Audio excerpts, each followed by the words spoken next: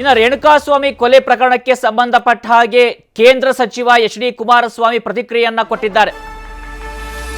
ಕೇಂದ್ರ ಸಚಿವರಾಗಿರ್ತಕ್ಕಂಥ ಎಚ್.ಡಿ. ಕುಮಾರಸ್ವಾಮಿ ಪ್ರತಿಕ್ರಿಯೆಯನ್ನ ಕೊಟ್ಟಿರುವಂತದ್ದು ಈ ಕೊಲೆ ಪ್ರಕರಣಕ್ಕೆ ಸಂಬಂಧಪಟ್ಟ ಹಾಗೆ ಕಾನೂನಿನ ಮುಂದೆ ಎಲ್ಲರೂ ಒಂದೇ.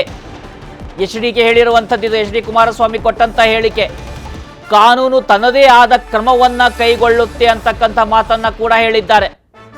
ಕೇಂದ್ರ ಸಚಿವನಾಗಿ ಇಂತಹ ಪ್ರಕರಣಕ್ಕೆ ಪ್ರತಿಕ್ರಿಯೆಯನ್ನ ನಾನು ಕೊಡೋದಿಲ್ಲ. ದರ್ಶನ್ ಆಗಲಿ ಅಥವಾ ಯಾರೇ ಆಗಿರಲಿ, ಕಾನೂನಿನ ಮುಂದೆ ಎಲ್ಲರೂ ಒಂದೇ.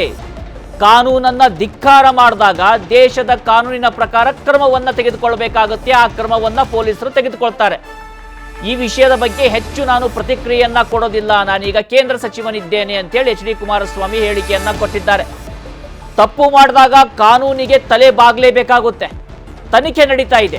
ತನಿಖೆಯಲ್ಲಿ ಸತ್ಯಾಸತ್ಯತೆ ಹೊರಬರುತ್ತೆ.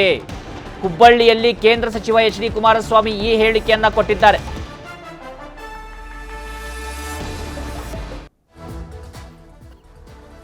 ತಪ್ಪುಗಳು ಮಾಡಿ ನಾನು ಇವತ್ತು ಕೇಂದ್ರದ ಸಚಿವನಾಗಿ ಇಂಥ ವಿಷಯಗಳ ಬಗ್ಗೆ ಚರ್ಚೆ ಮಾಡೋದರಲ್ಲಿ ಅದು ಉತ್ತಮವಾದಂಥ ಒಂದು ಬೆಳವಣಿಗೆ ಅಲ್ಲ ಅನ್ನೋದು ನನ್ನ ಅಭಿಪ್ರಾಯ. ಇವತ್ತು ಕಾನೂನಿನ ವ್ಯಾಪ್ತಿಗೆ ಯಾರೂ ದೊಡ್ಡವರಲ್ಲ.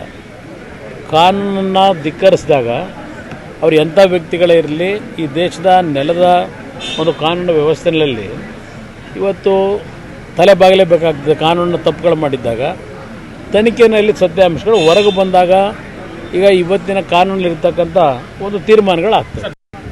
ನಾನು ಇವತ್ತು ಕೇಂದ್ರದ ಸಚಿವನಾಗಿ ಇಂಥ ವಿಷಯಗಳ ಬಗ್ಗೆ ಚರ್ಚೆ ಮಾಡೋದರಲ್ಲಿ ಅದು ಉತ್ತಮವಾದಂಥ ಒಂದು ಬೆಳವಣಿಗೆ ಅಲ್ಲ ಅನ್ನೋದು ನನ್ನ ಅಭಿಪ್ರಾಯ. ಇವತ್ತು ಕಾನೂನಿನ ವ್ಯಾಪ್ತಿಗೆ ಯಾರೂ ದೊಡ್ಡವರಲ್ಲ. ಕಾನೂನನ್ನು ಧಿಕ್ಕರಿಸಿದಾಗ ಅವ್ರು ಎಂಥ ವ್ಯಕ್ತಿಗಳೇ ಇರಲಿ, ಈ ದೇಶದ ನೆಲದ ಒಂದು ಕಾನೂನು ವ್ಯವಸ್ಥೆಯಲ್ಲಿ ಇವತ್ತು ತಲೆ ಬಾಗಲೇಬೇಕಾಗ್ತದೆ. ಕಾನೂನಿನ ತಪ್ಪುಗಳು ಮಾಡಿದ್ದಾಗ ತನಿಖೆಯಲ್ಲಿ ಸತ್ಯಾಂಶಗಳು ಹೊರಗೆ ಬಂದಾಗ ಈಗ ಇವತ್ತಿನ ಕಾನೂನಲ್ಲಿರ್ತಕ್ಕಂಥ ಒಂದು ತೀರ್ಮಾನಗಳಾಗ್ತದೆ. ನಾನು ಇವತ್ತು ಇನ್ನು ರೇಣುಕಾಸ್ವಾಮಿ ಕೊಲೆ ಪ್ರಕರಣದ ಆರೋಪಿಗಳಿಗೆ ಖಾಕಿ ಫುಲ್ ಡ್ರಿಲ್ ಅನ್ನ ಮಾಡ್ತಾ ಇದೆ. ಸಂಪೂರ್ಣ ವಿವರವನ್ನ ಅವರಿಂದ ತೆಗೆಯೋದಕ್ಕೋಸ್ಕರ ಪ್ರಕರಣದ ಆರೋಪಿಗಳಿಗೆ ಖಾಕಿ ಫುಲ್ ಡ್ರಿಲ್ ಅನ್ನ ಮಾಡ್ತಾ ಇರುವಂತದ್ದು. ಮೈಸೂರು, ಬೆಂಗಳೂರಿನಲ್ಲಿ ಏಕಕಾಲದಲ್ಲಿ ಸ್ಥಳ ಮಹಜರನ್ನ ಮಾಡಿದ್ದಾರೆ ಪೊಲೀಸರು. ರಾಜರಾಜೇಶ್ವರಿ ನಗರದ ದರ್ಶನ್ ಮನೆಗೆ ಆರೋಪಿಗಳನ್ನ ಕರೆತಂದು ಶೋಧವನ್ನ ಮಾಡಿದ್ದಾರೆ. ವಿಶೇಷ ಅಂದ್ರೆ ಈ ಒಂದು ಆರೋಪಿಗಳನ್ನ ಕರೆತಂದ ಸಂದರ್ಭದಲ್ಲಿ ದರ್ಶನನ್ನ ಕರೆತಂದಿಲ್ಲ. ನಂದೀಶ್, ಪವನ್, ಧನರಾಜ್ ಈ ಮೂವರನ್ನ ಕರೆತಂದು ಪೊಲೀಸರು ಪರಿಶೀಲನೆಯನ್ನ ಮಾಡಿದ್ದಾರೆ. ಇನ್ನು ಧನರಾಜ್, ಪವನ್ ಬಳಸ್ತಾ ಇದ್ದಂಥ 2 ಬೈಕ್ಗಳನ್ನ ಕೂಡ ಜಪ್ತಿ ಮಾಡಿದ್ದಾರೆ ಪೊಲೀಸರು. ಘಟನೆ ದಿನ ದರ್ಶನ್ ಜೊತೆ ಚರ್ಚೆಯನ್ನ ಮಾಡಿದ್ರು ಈ ಮೂವರು. ಹೀಗಾಗಿ ಇವರನ್ನ ಕರೆತಂದು ಸದ್ಯ ಮಹಜರನ್ನ ಮಾಡ್ತಾ ಇದ್ದಾರೆ. ಮೈಸೂರಿನಲ್ಲಿ ರ್ಯಾಡಿಸನ್ ಬ್ಲೂ ಹೋಟೆಲ್ನಲ್ಲಿ ಕೂಡ ಮಹಜರನ್ನ ಮಾಡಲಾಗಿದೆ. ದರ್ಶನ್ ಆಪ್ತ ನಾಗರಾಜ್ ಡ್ರೈವರ್ ಅನ್ನ ಕರೆದೊಯ್ದು ಮಹಜರು ಮಾಡಲಾಗಿದೆ. ಇನ್ನು ಕೆಲ ದಾಖಲೆಗಳನ್ನ ಕೂಡ ಪೊಲೀಸರು ವಶಪಡಿಸಿಕೊಂಡು ಬಂದಿದ್ದಾರೆ. ಈ ಒಂದು ಪ್ರಕರಣದ ತನಿಖೆಯ ಚುರುಕುಗೊಳ್ತಾ ಇದೆ. ಸಂಪೂರ್ಣ ಮಾಹಿತಿಯನ್ನ ಪಡೆದುಕೊಳ್ತಾ ಇದ್ದಾರೆ ಪೊಲೀಸರು.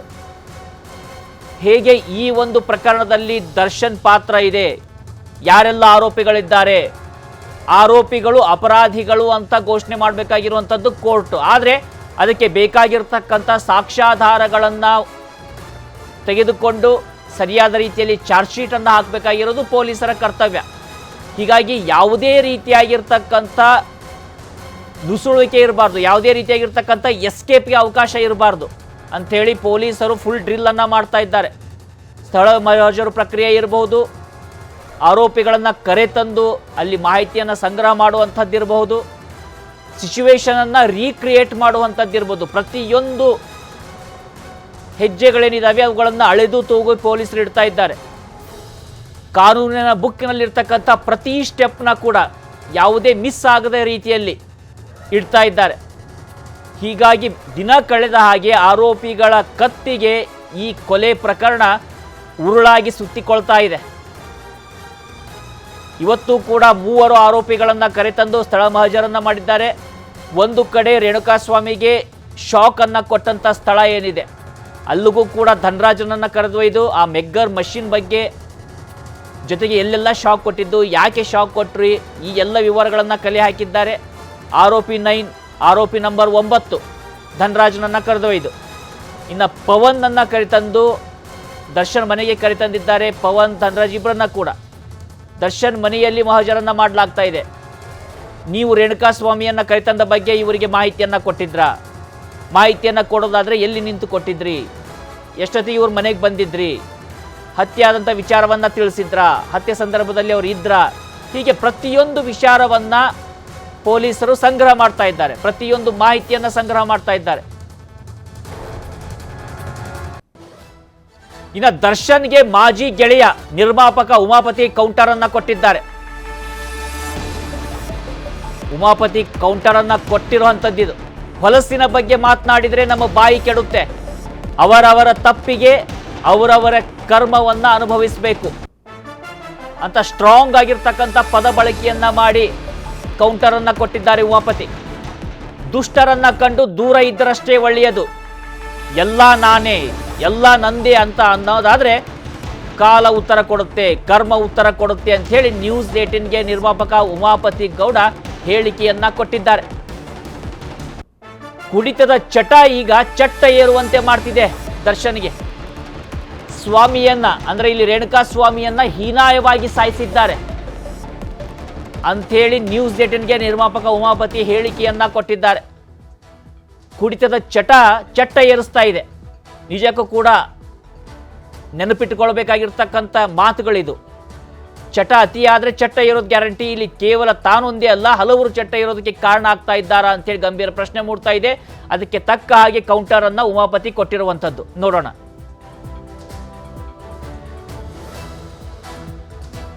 ಇನ್ನು ಉಮಾಪತಿ ಅವರನ್ನ ನಮ್ಮ ಪ್ರತಿನಿಧಿ ಮಾತನಾಡಿಸಿದ್ದಾರೆ, ನೋಡೋಣ. ಚಿತ್ರದುರ್ಗದ ರೇಣುಕಾಸ್ವಾಮಿ ಅನ್ನೋರ ಕೊಲೆ ಪ್ರಕರಣದಲ್ಲಿ ನಟ ದರ್ಶನ್ ವಿಲವಲ ಒದ್ದಾಡ್ತಾ ಇದ್ದಾರೆ. ಒಂದು ಕಾಲದ ಸ್ನೇಹಿತರು, ನಿರ್ಮಾಪಕರು ಆದಂಥ ಉಮಾಪತಿ ಗೌಡರು ನಮ್ಮ ಜೊತೆ ಇದ್ದಾರೆ. ಸೊ ಅವರು ಈ ಒಂದು ಪ್ರಕರಣ ಮತ್ತು ಈ ಒಂದು ದರ್ಶನ್ಗೆ ಬಂದಿರತಕ್ಕಂಥ ಸ್ಥಿತಿ ಬಗ್ಗೆ ಏನು ಹೇಳ್ತಾರೆ ಅವರನ್ನೇ ಕೇಳಿ ತಿಳ್ಕೊಳ್ಳೋಣ. ಸರ್ ನಮಸ್ತೆ. ಸರ್, ಇವತ್ತು ದರ್ಶನ್ ಅಕ್ಷರಶಃ ಒಂದು ರೀತಿ ತಂಡ ಹೊಡೆದ್ಬಿಟ್ಟಿದ್ದಾರೆ. ಕೊಲೆ ಪ್ರಕರಣ, ಏನು ರೇಣುಕಾಸ್ವಾಮಿ ಕೊಲೆ ಪ್ರಕರಣ, ಈ ಪ್ರಕರಣ ಸಂಬಂಧಪಟ್ಟಾಗೆ ತಾವು ಹೇಳೋದಾದರೆ ಸರ್, ಈ ಒಂದು ಪ್ರಕರಣದಲ್ಲಿ ದರ್ಶನ್ ಇನ್ವಾಲ್ವ್ಮೆಂಟ್ ಇದೆಯಾ? ಸೊ ಅವರ ವ್ಯಕ್ತಿತ್ವ ಯಾವ ರೀತಿ, ಮತ್ತು ಕೋಪ ತಾಪಲ ಹೇಗೆ ನಿಮ್ಗೆ? ಯಾಕಂದ್ರೆ ತೀರಾ ಅದರಿಂದ ನೋಡಿದ್ರೆ ತಾವು ಸರ್. ನನಗೇನು ಅಂತ ಏನು ಕ್ಲೋಸ್ ಅಂದರೆ ಇತ್ತೀಚೆಗೆ ನಾನು ಆತನ ಮೆಮೊರಿಗಳು ಯಾವುದೂ ತಲೆಯಲ್ಲಿ ಇಟ್ಕೊಂಡಿಲ್ಲ ಸರ್. ಆಮೇಲೆ ದುಷ್ಟರ ಕಂಡ್ರೆ ದೂರ ಇರು ಅಂತೇಳಿ ನಾವೆಲ್ಲ ಅಮಾಯಕರು, ಕೈಲಾಗದವರು ನಾವೆಲ್ಲ ದೂರನೇ ಇದ್ದೀವಿ. ಆಮೇಲೆ ಒಂದಂತೂ ಸತ್ಯ, ಯಾವುದೇ ಕಾರಣಕ್ಕೂ ನಾವುಗಳು ಇದ್ದಾಗ ಯಾವುದೇ ಗೊತ್ತಿಲ್ಲದೆ ನಾವು ಯಾವತ್ತೂ ತಪ್ಪು ಮಾಡಿಸಿಲ್ಲ. ತಪ್ಪು ನಡೆದ ಸಂದರ್ಭದಲ್ಲೂ ನಾವು ಅದನ್ನು ತಿಳಿ ಹೇಳಿದ್ವಿ. ಸೊ ಇಲ್ಲ, ಇದು ಮಾಡ್ತಾರೋ ತಪ್ಪು ಮತ್ತೊಂದಿರೋದು ಅಂಥೇಳಿ. ಬಟ್ ಬೇಸಿಕಲಿ ಮನುಷ್ಯ ಹಂಗಲ್ಲ. ಬಟ್ ಸಮಯ ಸಂದರ್ಭ ಏನು ಮಾಡ್ತು, ಅಲ್ಲಿ ಏನು ನಡೀತು ನನಗೆ ಗೊತ್ತಿಲ್ಲ. ನಾನು ಮಾಧ್ಯಮಗಳಲ್ಲಿ ನೋಡಿದಾಗಲೇ ಗೊತ್ತಾಗಿದ್ದು. ಆಮೇಲೆ ಕೆಲವೊಂದಷ್ಟು ಇಲಾಖೆಯ ಸ್ನೇಹಿತರುಗಳು ಕೆಲವೊಂದಷ್ಟು ವಿಷಯ ಹೇಳಿದಾಗಲೇ ನನಗೆ ಭಾಳ ಈತನ ಮೇಲೆ ಗೌರವ ಕಡಿಮೆ ಆಯಿತು. ಯಾಕಂದರೆ ತೊಂದರೆ ಕೊಟ್ಟು ಇವರು ಹೀನಾಯವಾಗಿ ಸಾಯಿಸಿರುವಂಥದ್ದು ಇದೆಯಲ್ಲ, ಅದ್ರ ಬಗ್ಗೆ ನನಗೆ ಭಾಳ ಗೌರವ ಕಡಿಮೆ ಆಯಿತು. ಮೊನ್ನೆ ಅನುಕುಮಾರ್ ತಂದೆ ಸಾವನ್ನ ವಿಚಾರ ಆದಮೇಲೆ ನನ್ನ ಅಂತೂ ಅಷ್ಟೋ ಇಷ್ಟೋ ಗೌರವ ಆಯಿತು. ಅದನ್ನು ನಾನು ಕಿತ್ತು ಬಿಸಾಕ್ತೆ ಆತನ ಮೇಲೆ. ಸರ್, ಕಟ್ಕೊಂಡೋಳು ಮತ್ತು ಇಟ್ಕೊಂಡೋಳು ಈ ಒಂದು ವರ್ಡ್ಸ್ ಏನಿದೆ, ಸೊ ಇದಕ್ಕೆ ದರ್ಶನ್ ವಿಚಾರದಲ್ಲಿ ಯಾವ ರೀತಿ ನೀವು ವ್ಯಾಖ್ಯಾನ? ಸರ್, ಇವಾಗ ನಾನು ಹೇಳೋದಿಷ್ಟೇ ಸರ್, ಮನುಷ್ಯ ಅಂತ ಬಂದಾಗ ಎಲ್ಲರದು ತಪ್ಪು ಒಪ್ಪುಗಳು ಇದ್ದೇ ಇರ್ತವೆ ಸರ್. ನಾವು ಅವ್ರ ತಪ್ಪುಗಳನ್ನ ಆಡಿ ಬದುಕುವಂಥ ಇದು ಬೇಡ, ಸಂದರ್ಭ ಬೇಡ. ಆತ ಮಾಡಿರೋದನ್ನು ಆತ ಅನುಭವಿಸ್ತಾನೆ ಸರ್. ಆತನ ಬಗ್ಗೆ ಅವ್ರ ಕುಟುಂಬ ಸರಿ ಮಾಡ್ಕೊಳ್ಳೋಕ್ಕೆ ಅವ್ರ ಮನೆ ಯಾಕೆ ಇದ್ದಾರೆ, ಅವ್ರು ನೋಡ್ಕೋತಾರೆ. ಬಟ್ ನಮ್ಮದೇನು ಅಂದರೆ ಸಮಾಜಘಾತಕ ಕೆಲಸ ಮಾಡಿದಾಗ ನಾವೆಲ್ಲರೂ ಕೂಡ ಅದನ್ನು ಪ್ರತಿಭಟಿಸ್ಬೇಕಾಗ್ತದೆ. ಎಲ್ಲರೂ ಕೂಡ ಅದ್ರ ಬಗ್ಗೆ ಪ್ರಶ್ನೆ ಮಾಡಬೇಕಾಗ್ತದೆ. ನನಗೆ ಯಾರು ಹೇಳ್ತಾ ಇದ್ರು, ಸರ್ ನೀವು ಅವಾಗಲೇ ಧೈರ್ಯವಾಗಿ ಮಾತಾಡೋರು, ಇವಾಗ ಯಾಕೆ ಮಾತಾಡ್ತಾ ಇಲ್ಲ ಮಾಧ್ಯಮ ಮಿತ್ರರು? ನಾನು ಹೇಳಿದೆ, ನೋಡಿ ಸ್ವಾಮಿ, ನಮ್ಮ ಬಾಯಲ್ಲಿ ಎಷ್ಟು ಅಂತ ಹೊಲ್ಸು ಮಾತಾಡೋಕ್ಕಾಗ್ತದೆ. ಇವಾಗ ನೀವು ಒಂದು ಯೋಚನೆ ಮಾಡಿ, ಹೊಲ್ಸಿನ ವ್ಯಕ್ತಿ ಬಗ್ಗೆ ಮಾತಾಡಿದಷ್ಟು ನಮ್ಮ ಬಾಯಿ ಹೊಲ್ಸಾಗ್ತದೆ. ಆಮೇಲೆ ನಮಗೆ ಮಾಡೋ ಕೆಲಸ ಬೇಕಾದಷ್ಟಿದೆ. ನಾವು ಬಾಳಿ ಬದುಕುವಂಥವ್ರು, ದಿನ ಬೆಳಗ್ಗೆ ಆದರೆ ನಾವು ಕೆಲಸ ಮಾಡಿ ಜೀವನ ಮಾಡುವಂಥವ್ರು. ನಮ್ಮ ಹತ್ರ ಎಷ್ಟೇ ಇರಲಿ, ಅವ್ರ ಹತ್ರ ಕೋಟ್ಯಾಂತರ ರೂಪಾಯಿ ಕಾರ್ ಇರ್ಬೋದು, ನಮ್ಮ ಹತ್ರ ಕೋಟ್ಯಾಂತರ ರೂಪಾಯಿ ಆಸ್ತಿ ಇದೆ. ಬೆಲೆ ಕಟ್ಟೋಕ್ಕಾಗದೇ ಇರೋವಂಥ ಒಂದು ಗೌರವ ಮತ್ತು ಒಂದು ನಡವಳಿಕೆ, ಒಂದು ಒಳ್ಳೆಯ ಸಂಸ್ಕಾರ ನಮ್ಮ ಹತ್ರ ಇದೆ ಸರ್. ಸರ್, ಇವತ್ತು ಪವಿತ್ರ ಗೌಡ ಏನಿದ್ದಾರೆ ಅವರು ಶನಿ ಇದ್ದಂಗೆ ದರ್ಶನ್ಗೆ ಇವತ್ತಿನ ಸ್ಥಿತಿಗೆ ಅವರೇ ಕಾರಣ ಅನ್ನೋಂಥ ಒಂದಷ್ಟು ಮಾತನಾಡಿತ್ತು. ಏನು ಸರ್, ಶನ್ಮಾತ್ಮನ ಪಾಪ ಯಾಕೆ ಅವ್ರ ಬಗ್ಗೆ ಮಾತಾಡ್ತೀರಿ? ಅವ್ರಿಗೆ ಯಾಕೆ ಹೋಲಿಸ್ತೀರಿ? ಆ ಪರಮಾತ್ಮ ಯಾರಿಗೂ ಅಂದರೆ ನಾನು ಹೇಳೋದು, ಯಾಕೆ ಶನ್ಮಾತ್ಮ ಅಂತ ಹೇಳ್ತಾರೆ ಅಂದರೆ 7 ವರ್ಷಗಳ ಕಾಲ ದುರಾಂಕಾರ ಇಳಿಸೋಕ್ಕೆ ಅಂತೇಳಿ 7.5 ಮತ್ತೊಂದು ಇನ್ನೊಂದು ಅಂತ ಕರೀತಾರೆ. ಆ ದೇವ್ರಿಗೆ ಯಾಕೆ ಹೋಲಿಸ್ತೀರಿ? ಅದು ಮನುಷ್ಯರನ್ನ ದೇವ್ರಿಗೆ ಹೋಲ್ಸೋಕೆ ಹೋಗ್ಬಿಡಿ. ಆಮೇಲೆ ಅವ್ರವ್ರು ಮಾಡ್ಕೊಂಡಿರೋದಲ್ವ ಸರ್, ತಪ್ಪು ಒಂದೇ ಕಡೆಯಿಂದ ಆಗಲ್ಲ ಸರ್, ಎರಡು ಕಡೆಯಿಂದನೂ ಆಗ್ತದೆ. ಸರ್, ಈಗ ಅತಿಯಾದರೆ ಅಮೃತನೂ ವಿಷಯ ಆಗ್ತದೆ ಅಂತ ಕುಡಿತದ ಚಟ ಇವತ್ತು ದರ್ಶನ್ ಈ ಸ್ಥಿತಿಗೆ ಕಾರಣ ಅಂತಾರೆ, ನಿಜ? ಅದಂತೂ 100% ಸತ್ಯ ಸರ್. ಕುಡಿತದ ಚಟ್ಟ ಹತ್ಸೋ ಥರ ಆಗಿದೆ ಇವಾಗ. ಸರ್, ಈಗ ಮದ ಅಹಂಕಾರ ಅನ್ನುವಂಥದ್ದು ದರ್ಶನ್ಗೆ ಹೋಲಿಕೆ ಮಾಡೋದು ಸರ್, ಅದು ಅವ್ರವ್ರ ಆಯ್ಕೆ ಸರ್. ಇವಾಗ ನಾನೊಂದು ಹೇಳೋದು ಸರ್, ನಮ್ಗೆ ಏನು ಬೇಕು ಅದನ್ನು ನಾವು ಆಯ್ಕೆ ಮಾಡ್ಕೋಬೇಕಾಗ್ತದೆ ಸರ್. ಇಲ್ಲ ನನಗೆ ಮದದಿಂದನೇ ಮಾತಾಡ್ತೀನಿ, ನಾನು ಹೆಂಗೆ ಬದುಕ್ತೀನಿ ಅಂತಂದರೆ ಅದು ಅವ್ರವ್ರ ಆಯ್ಕೆ ಸರ್. ಆಮೇಲೆ ಹೆಂಗೆ ಸಿನಿಮಾದು ದುಡ್ಡು ಕೊಟ್ಟಾಗ ಸಿನಿಮಾನೂ ನಂದೆ, ಗೆಲುವು ನಂದೆ, ಇದು ಟೈಟ್ಲು ನಂದೆ, ಕಥೆನೂ ನಂದೆ ಅಂತಾರೆ. ಮಾಡಿರೋ ಕರ್ಮನೂ ಇವರೊಬ್ಬರದು ಸರ್, ಬೇರೆಯವ್ರದ್ದೇನಲ್ಲ. ಅವರೇ ಹೇಳ್ತಿದ್ರು ತಲೆ ಹಿಡಿಬಾರ್ದು, ತಲೆ ಕಡಿಬಾರ್ದು ಅಂತ. ಬಟ್ ಇವತ್ತು ಅಂಥದ್ದೇ ಒಂದು ಪ್ರಕರಣದಲ್ಲಿ ಸಿಲ್ಕೊಂಡಿದ್ರೆ ಏನು ಹೇಳ್ತೀರಿ? ನನಗೆ ನಗು ಬಂದ್ಬಿಡೋದು ಸರ್. ನಾವು ಎರಡನ್ನೂ ನೋಡಿದ್ವಿ, ಹಂಗಾಗಿ ನಗು ಬರೋದು. ಇವಾಗ ನಾನು ಹೋಗಿ ನಾನು ಉತ್ತಮ, ನಾನು ಹಂಗೆ, ನಾನು ಹಿಂಗೆ ಅಂದರೆ ಜನ ನಗ್ತಾರೆ ಸರ್. ಮನುಷ್ಯ ಅಂದಮೇಲೆ ಎಲ್ಲೋ ಒಂದು ಕಡೆ ತಪ್ಪು ಮಾಡೇ ಇರ್ತಾನೆ ಸರ್. ಬಟ್ ಇದು ಹೇಳ್ದಾಗೆಲ್ಲ ನನಗೆ ಎಷ್ಟೋ ಸಲ ಅನ್ಸೋದು, ಅಯ್ಯೋ ಏನಕ್ಕಪ್ಪ ಇವೆಲ್ಲ. ಅದೇನೋ ಹೇಳ್ತಾರಲ್ಲ, ಮಾತಾಡೋದು ವೇದವಾಕ್ಯ, ಮನೆ ಮುಂದೆ ಬೃಂದಾವನ ಅಂತ. ಅಂದರೆ ಅದೇನೋ ಹೇಳ್ತಾರೆ, ಈ ಏನೋ ತಿನ್ನೋದು ಬದನೆಕಾಯಿ, ಮಾತಾಡೋದು ಏನೋ ಅಂತ, ಹಂಗಾಗಿ ಸರ್. ಈಗ ಸಹವಾಸದಿಂದ ಸನ್ಯಾಸಿ ಕೆಟ್ಟಂತ ದರ್ಶನ್ ಜೊತೆ ಇದ್ದಂಥವ್ರು ಆತ ಚೆನ್ನಾಗಿರ್ಬೇಕಾದ್ರೆ ಮೋಜು ಮಸ್ತಿ ಮಾಡ್ತಿದ್ರು, ಇವತ್ತು ಯಾರೂ ಇಲ್ಲ. ಅದ್ರ ಬಗ್ಗೆ ಸರ್ ಮಾಡಿದ್ರೆ ಒಳಗಡೆ ಹಾಕ್ತಾರೆ. ಇವಾಗೆಲ್ಲ ವಿಡಿಯೋ ನೋಡಿದ್ರಲ್ಲ, ನಡಿಬೇಕಾದ್ರೆ ಕುಣ್ಕೊಂಡು ಹೋಗ್ತಾಯಿದ್ರು. ಇವರು ಕುಣ್ಕೊಂಡು ಹೋಗ್ಬೇಕಾಗತ್ತೆ. ಸಪೋರ್ಟ್ ಮಾಡೋಕ್ಕೆ ನಿಂತರೆ ಇವರು ಕುಣ್ಕೊಂಡು ಓಡಾಡಬೇಕಾಗತ್ತೆ ಅಷ್ಟೇ, ಇನ್ನೇನಿಲ್ಲ. ಇದು ನಿರ್ಮಾಪಕ ಉಮಾಪತಿ ಗೌಡ್ರವರ ಮಾತು. HSRನಿಂದ ಆದೂರ್ ಚಂದ್ರು, ನ್ಯೂಸ್ 18 ಇನ್ನು ರೇಣುಕಾಸ್ವಾಮಿ ಕೊಲೆ ಪ್ರಕರಣದ ನಿರ್ವಹಣೆ ಮಾಡಿದ ರೀತಿಗೆ ಬೆಂಗಳೂರು ಪೊಲೀಸರಿಗೆ ನಿಜಕ್ಕೂ ಕೂಡ ಸೆಲ್ಯೂಟ್ ಹೇಳಲೇಬೇಕು. ಇವತ್ತು ಬೆಂಗಳೂರು ಪೊಲೀಸ್ ಕಮಿಷನರ್ ಕೂಡ ಮಾತನಾಡಿದ್ದಾರೆ. ರೇಣುಕಾಸ್ವಾಮಿಯನ್ನ ಹೀನಾಯವಾಗಿ ಕೊಲೆ ಮಾಡಿದ್ದಾರೆ, ರೇಣುಕಾಸ್ವಾಮಿ ಕುಟುಂಬಕ್ಕೆ ನ್ಯಾಯವನ್ನ ಕೊಡಿಸ್ತೇವೆ. ಬೆಂಗಳೂರು ಪೊಲೀಸ್ ಕಮಿಷನರ್ ದಯಾನಂದ್ ಕೊಟ್ಟಿರ್ತಕ್ಕಂಥ ಹೇಳಿಕೆ ಇದು. ಪೊಲೀಸರ ಸಮಯ ಪ್ರಜ್ಞೆಯಿಂದ ಕೇಸ್ ಬೆಳಕಿಗೆ ಬಂದಿದೆ. ಒಟ್ಟು 17 ಜನರನ್ನ ಬಂಧನ ಮಾಡಿ ಸಮರ್ಪಕವಾಗಿ ತನಿಖೆಯನ್ನ ಮಾಡ್ತಾ ಇದ್ದೀವಿ ಅಂತ ಕೂಡ ಪೊಲೀಸ್ ಕಮಿಷನರ್ ಹೇಳಿಕೆಯನ್ನ ಕೊಟ್ಟಿದ್ದಾರೆ. ಶಿಪಾಳ್ಯ ಪೊಲೀಸ್ ಠಾಣೆಯಲ್ಲಿ ವರದಿಯಾಗಿರ್ತಕ್ಕಂತಹ ಕೊಲೆ ಪ್ರಕರಣ ಏನಿದೆ ಅದಕ್ಕೆ ಸಂಬಂಧಪಟ್ಟ ಹಾಗೆ ಇದುವರೆಗೆ ಒಟ್ಟು 17 ಆರೋಪಿಗಳನ್ನು ಬಂಧಿಸಲಾಗಿದೆ. ಆರೋಪಿಗಳ ಒಂದು ಕೂಲಂಕುಷ ವಿಚಾರಣೆ ನಡೀತಾ ಇದೆ. ಅವರು ಈಗ ಪೊಲೀಸ್ ಕಸ್ಟಡಿಯಲ್ಲಿ ಇದ್ದಾರೆ. ಗುರುವಾರದವರೆಗೆ ಅವರಿಗೆ ಪೊಲೀಸ್ ಕಸ್ಟಡಿ ನಮಗೆ ನೀಡಿದ್ದಾರೆ. ಅದಕ್ಕೆ ಅನುಗುಣವಾಗಿ ಅವರ ಕೂಲಂಕುಷವಾದಂತಹ ತನಿಖೆ ನಡೀತಾ ಇದೆ. ಈ ಒಂದು ಪ್ರಕರಣ ಏನಿದೆ ಅದು ಬಯಲಿಗೆ ಬಂದಿರತಕ್ಕಂಥದ್ದು ಅಥವಾ ಬೆಳಕಿಗೆ ಬಂದಿರತಕ್ಕಂಥದ್ದು ಪೊಲೀಸರ ನಿಷ್ಪಕ್ಷಪಾತವಾದಂತಹ ಕರ್ತವ್ಯ ಪ್ರಜ್ಞೆ ಮತ್ತು ಸಮಯ ಪ್ರಜ್ಞೆಯಿಂದ ಆಗಿರ್ತಕ್ಕಂಥದ್ದು. ಒಂದು ವೇಳೆ ಸ್ವಲ್ಪ ಮಟ್ಟಿಗೆ ಹೆಚ್ಚು ಕಮ್ಮಿಯಾಗಿದ್ದರೆ, ಸ್ವಲ್ಪ ನಿರ್ಲಕ್ಷ್ಯತನವಾಗಿದ್ರೂ ಕೂಡ ಪ್ರಕರಣ ಸ್ವಲ್ಪ ಸಮಸ್ಯಾತ್ಮಕವಾಗಿ ಆಗ್ತಕ್ಕಂಥ ಸಂಭವ ಇತ್ತು. ಅದು ಕೊಲೆಯಾಗಿರ್ತಕ್ಕಂಥ ವ್ಯಕ್ತಿ, ಮೃತ ವ್ಯಕ್ತಿ ಏನಿದ್ದಾನೆ, ಇದೊಂದು ಅತ್ಯಂತ ಹೀನ ಹಾಗೂ ಹೇಯ ಕೃತ್ಯ.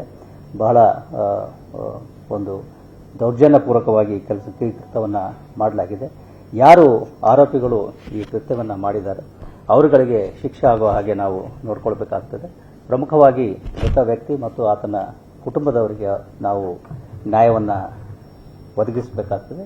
ಆ ಒಂದು ಹಿನ್ನೆಲೆಯಲ್ಲಿ ನಮ್ಮ ಪೊಲೀಸ್ ಅಧಿಕಾರಿ ಮತ್ತು ತಂಡದವರು ಕೆಲಸ ಮಾಡ್ತಾ ಇದ್ದಾರೆ. ಆ ಹಿನ್ನೆಲೆಯಲ್ಲಿ, ಆ ನಿಟ್ಟಿನಲ್ಲಿ ನಾವು ಹೋಗ್ತಾ ಇದ್ದೇವೆ. ಮುಂದೆ ನ್ಯಾಯಾಲಯದಲ್ಲಿ ಈ ಪ್ರಕರಣ ಇದು ವಿಚಾರಣೆಗೆ ಬಂದಾಗ ಸಮರ್ಪಕವಾದಂತಹ ಸಾಕ್ಷಿ ಆಧಾರಗಳನ್ನು ಒದಗಿಸಲಿಕ್ಕೆ ನಾವು ಎಲ್ಲ ರೀತಿಯ ಪ್ರಯತ್ನಗಳನ್ನು ಮಾಡ್ತಾ ಇದ್ದೇವೆ. ಒಂದಿಗೆ ಸಹಕಾರ ಇದ್ದರೆ ಒಂದು ಪ್ರಕರಣವನ್ನು ಸಮರ್ಪಕವಾಗಿ ತನಿಖೆ ಮಾಡಲಿಕ್ಕೆ, ಎರಡನೇದು ಪ್ರಕರಣವನ್ನು ತಾರ್ಕಿಕ ಹಂತಕ್ಕೆ ತೆಗೆದುಕೊಂಡು ಹೋಗ್ಲಿಕ್ಕೆ ನಮಗೆ.